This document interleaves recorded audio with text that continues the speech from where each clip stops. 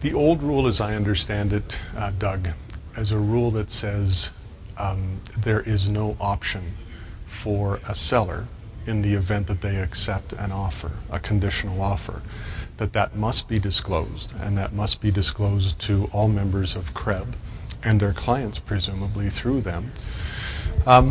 And so any rule that imposes a decision on a consumer that they wouldn't otherwise have to make in that way in common law is a problem. When a rule such as the rule where it's mandatory to disclose the existence of an accepted conditional offer takes that choice away from the consumer. That's RECA's position. And in our interpretation, the answer is yes, that you are breaching your fiduciary duties to the consumer by doing so. From our perspective, the biggest risk is not serving the consumer in the manner that the common law prescribes that you would serve the consumer. And so if you're asking whether or not there might be some conduct deserving of sanction, if you're asking me whether or not we would open an investigation in the event that there was a complaint, all of those things are case specific. But what we would say is that you do a disservice to the consumer.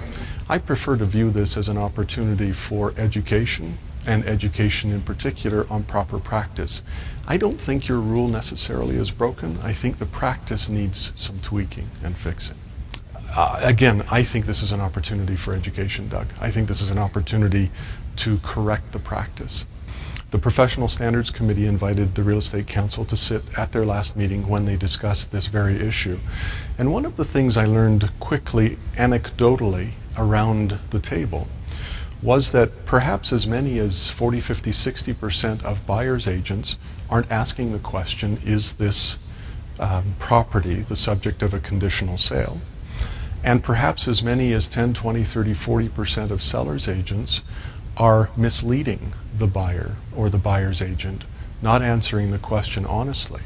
And so, again, I think this is an opportunity for education. I think this is an opportunity for practical, hands-on, practice-ready education.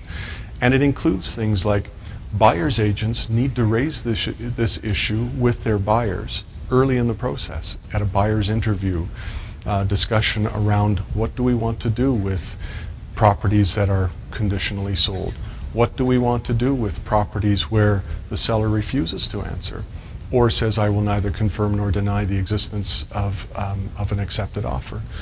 It's also an opportunity for seller's agents, again, to understand that when they're asked that question, they only have two alternatives. Either answer the question honestly with a yes or a no, or answer the question with a, my client has asked me to neither confirm nor deny the existence of an accepted conditional offer.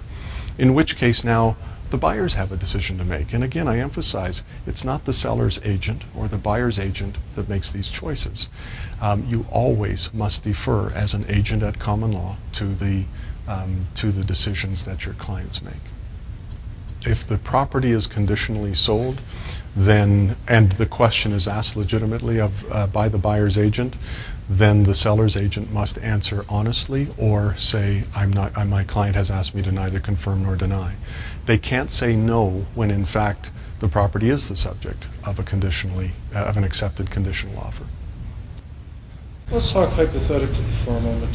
Some members have suggested that CREB make a challenge to RECA on this issue, that there be a test case involving one of our members to challenge this. How might that play out? Would that be something that could be considered a precedent for all the other members? In administrative law, precedents don't mean the same as they do in criminal law. So they don't have that same impact. That said, decisions on cases involving professional misconduct need to have consistency. Hearing panels need to provide consistent decisions. And they do rely to some degree on former cases and former decisions.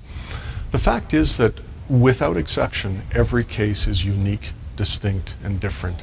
Every case is decided on the merit of the facts that are presented, the arguments that are made about whether or not there's a breach, And without exception, there are aggravating and mitigating circumstances that will impact the penalty. And so putting a single test case before RECA, I don't know that that serves a purpose. Again, I think this is an opportunity for education, Doug.